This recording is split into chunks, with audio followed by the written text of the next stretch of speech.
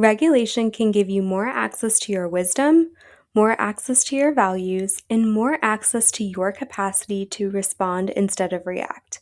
And I think this is one of the missing pieces in so many conversations about personal growth.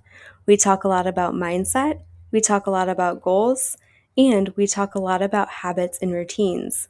But if your body does not feel safe enough to engage with those things, then growth starts to feel more like pressure. So before you ask yourself to solve your whole life right now, try asking, what would support my system right now? Welcome to the Blossom Mindset, a space for growth, reflection, and taking intentional steps towards the life that you want to create. I am your host, Lindsay, a behavior analyst, certified clinical trauma specialist, author, and entrepreneur. This podcast is here to support you in building self-awareness, reconnecting with your values, and moving forward with more clarity and intention. Together, we'll explore mindset shifts, practical tools, and meaningful conversations to help you work through challenges, realign when life feels off, and continue growing in ways that truly matter. As a gentle reminder, this podcast is for educational purposes only and is not intended to be a substitute for any mental health or behavioral health treatment. I'm so grateful you are here and ready to start your personal growth journey. Let's get started. Happy Friday. I am so glad the week has come to an end. It has been a very hectic few weeks, and I know my own nervous system has needed a lot of support. So naturally, that ties very well into today's topic. We are talking about something that changes everything when you begin to understand it, and that is this.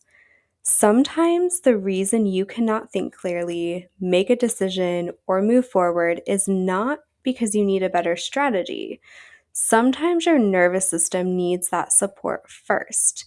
You can have all the strategies, know all the strategies, but if your nervous system doesn't have the support, those strategies are likely to not work.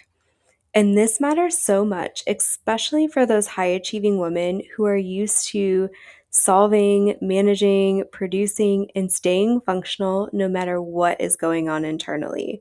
I feel like I have been trained to do the same for so many years, and it's not sustainable.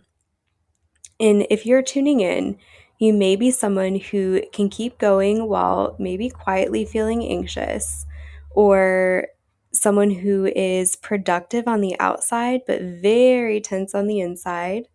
Or you may be someone who freezes privately, overthinks constantly, or feels exhausted by the small things and then wonders why. Very similar to high masking. You can put a face on and get all these things done or act like you're okay, but then the moment you're alone, you crash and you burn because all of those internal thoughts and feelings resurface. And what is often happening underneath all of that masking is dysregulation. Your body is carrying so much more stress than it knows how to process. Your system is in a state of protection, and in that state, clarity becomes harder to access. When you cannot think right, when you are dysregulated, you cannot access the skills that you may have or know in those moments. Because when that nervous system is activated, the body prioritizes safety, not that long-term reflection. And I know I've been feeling this a lot over the past few weeks between many deadlines, moving. My body and my nervous system have needed so much extra support, but I've been able to plan for it. And I have to keep reminding myself that there's nothing wrong with that. There's so much chaos happening, and a huge life change can be very dysregulating, no matter how exciting and good it is. We are going to be dysregulated at different times of our lives. It's how we navigate through it, how we control and move through that dysregulation instead of allowing it to overtake us, and that's when that crash and burn happens. And when we talk about nervous system dysregulation, I know it's a big term. Most people often remember or hear fight, flight, freeze, or fawn. When our nervous system is activated, we can enter into one of those modes. So fight, That's where you're going to feel a little irritable, controlling, reactive, or constantly pushing.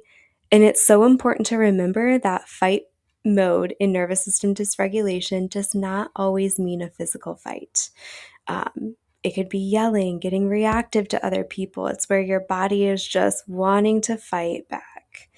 And we can even go into flight, and that's where you stay busy, you overwork yourself, overthink, you are constantly on the move, so you do not have to feel those feelings.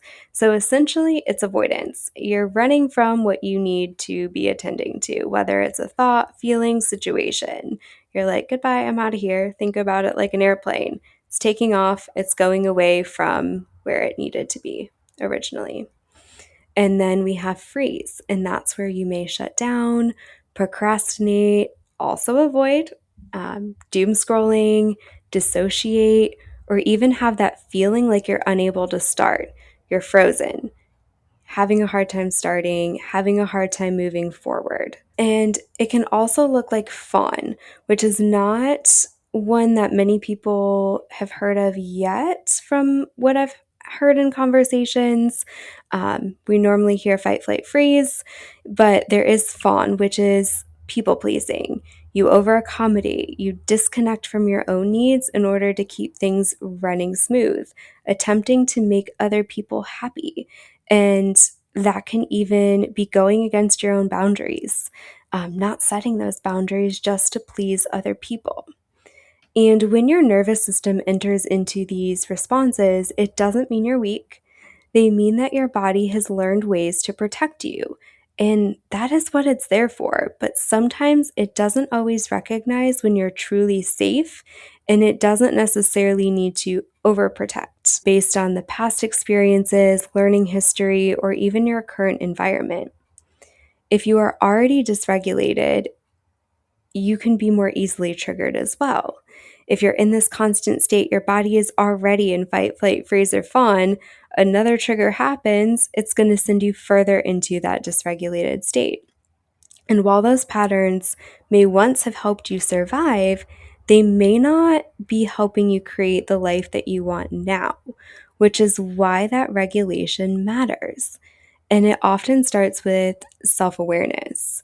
And I think about my past experiences without all of the work that I've done, and with all of the work that I've done on my own regulation, I might not have gotten through this move.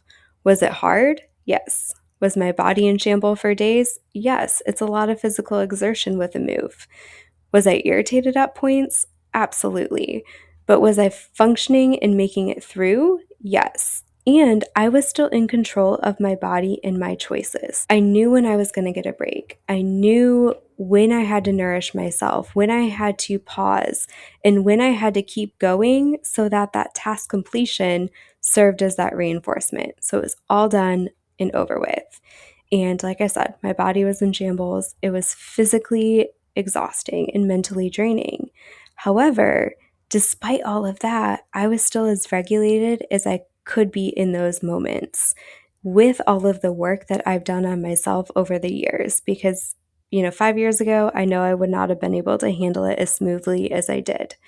And we have to give ourselves some grace going through big changes as well, and going through new things, going through that regulation, because it's not easy. We are not always going to be in a regulated state. The goal is to be able to come back to it when we're noticing, again, that self-awareness that we're starting to dysregulate or we are starting to get triggered, and come back to a more regulated state. And it's not because regulation makes you perfectly calm all the time, but regulation gives you more access to yourself. You're increasing that self-awareness. You're understanding who you are. You're understanding what your body needs. And again, regulation, I know I talked about this in a recent episode, does not mean calm. Calm does not mean you are regulated. Regulation means you are in control of the emotions and your inner experiences at any given point. And that's where we come back to it. I can be irritated and I can still control my responses. I can be physically and mentally exhausted and still finish and know that I have a break and schedule breaks for myself in the meantime. Schedule more reinforcing activities after to help my body recover. And regulation can give you more access to your wisdom, more access to your values, and more access to your capacity to respond instead of react. And I think this is one of the missing pieces in so many conversations about personal growth. We talk a lot about mindset, we talk a lot about goals, and we talk a lot about habits and routines.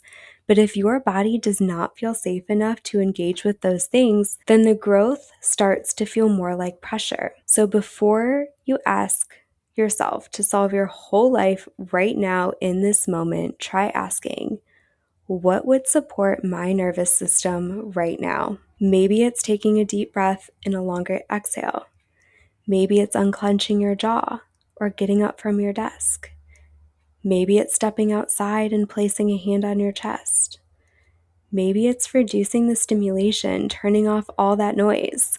I know that's been one of the habits, or one of the things that has become a habit for me when I get home.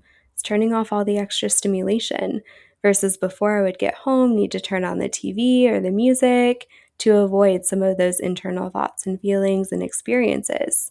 Now I can just turn everything off and go about my evening for a while. Maybe it's calling someone that is one of your safe people, or drinking water and slowing your pace down, and letting your body gently know that you are not in immediate danger. These things may sound very simple, but simple does not mean they're insignificant. They are important. The small things often can be more important than some of the larger things because it's the small habits, these small shifts that your system is getting used to on a daily basis, because your nervous system responds to signals and your body needs cues of safety, support, and spaciousness to feel safe. And spring can be such a helpful season for this because it really is an invitation to soften, to reconnect with the body, to go outside, to notice the air, the light, the grass, the ground under your feet, and to let nature co-regulate you a little bit. Co-regulation is such an important tool in regulation, especially if you do not have the skills in the moment to do it by yourself. We have to seek out support to co-regulate. And for me, the spring has helped tremendously, even over the last month. Nature has been one of my top tools for regulation, even if it's just taking a walk outside for 15 minutes, because that's all I can do for the day. If I can't get to the park or go for a hike, I can get outside and it's grounding. I'm getting access to the sunlight, seeing the sky change colors with the sunset or even with the sunrise. It is very regulating and one of the tools that I've incorporated on a daily basis, not because I have to with my dog, but because I want to, and it's only benefiting her too. And if you are trying to create your dream life, then this matters because the life that you want cannot be built from chronic survival mode without cost. Are there going to be times where we go into survival? Absolutely. But it's about controlling it or regulating it when we do. It's about knowing what you need, knowing the end goal, being able to structure your time with balance and effectively, asking for support when you need to, and also supporting yourself. That is a huge part of regulation. Sometimes that means saying no. Sometimes supporting yourself is asking others for help. And I want to give you a gentle reminder that you deserve a life that supports your nervous system. You deserve rhythms that do not constantly overwhelm you, and you deserve goals that are not built on self-abandonment. You deserve the support that helps you come back to yourself to be able to regulate through and enjoy the life that you are living. And these systems around us can often push dysregulation. It's a very common topic that I've had in conversation recently with a lot of colleagues and parents. If we think about the kids in schools, you get up, you go to school, you sit the majority of the day, maybe you have a short break, you have your extracurriculars, you do your homework, you go to bed, and repeat. Where is the time these days to have fun, to regulate, and set boundaries if we are always working in some capacity? It is exhausting. And I think about this as adults now. When we were trained in that, we often get home and we still do more work outside of work. It's similar to homework. These kids are in school all day and then they have to do homework outside of the work that they've already put in. Now, can some of it be beneficial? Yes. Are we going to have times that we have to? Absolutely. But when it's constant, we end up abandoning ourselves, and that is where a lot of this dysregulation can come in, because we're not taught to schedule the time in for regulation. You have to meet this deadline. Oh, wait, you get a text from your boss and you have to jump on a call or get all these extra tasks done when you're home from work. It's a lot. And that's where you can start now with self-awareness, setting boundaries, and incorporating regulation into your day-to-day. You start by prioritizing yourself, knowing what you need, and setting those boundaries for yourself. It is so important with regulation, because if you do not have the time and you are constantly in this state of dysregulation, you're likely operating in a chronic state of stress in survival, and that can create so many health effects, which we can go into in different episodes. So if you have been feeling reactive, emotionally flooded, avoidant, or just overall feeling off, I want to remind you that you may not need to push harder. You may need to support your body and your nervous system first. And that is not a weakness, it's actually a strength. That is wisdom, and that is how sustainable growth happens. You are not alone. It is a part of the human experience with emotions. I want you to notice where you are at now, identify what your body needs, and schedule time for regulation. I cannot stress that enough, especially if you know you have a very busy couple weeks. I know I had already pre-planned scheduled, I think 3 or 4 different regulating events for myself after this move. Even if it's just for 5 minutes. You may feel stuck now, dysregulated, dysfunctional, all of the above, but you do not need to live in that state forever. So take some time this week to ground yourself, regulate, and shift to your Blossom mindset. Thank you for joining in on this episode of The Blossom Mindset with me. I hope that our discussion has inspired you to take actionable steps towards blossoming into your fullest potential. Don't forget, the best way to show your support is by liking, sharing, and leaving a 5-star review on this podcast. Feel free to drop any ideas for future podcast topics by commenting on my most recent Instagram post of this episode. If you are interested in additional resources or one-to-one coaching, check out our website linked in the show notes. I am so proud of you. By tuning in and listening, you just took one small, actionable step forward towards blossoming into your fullest potential.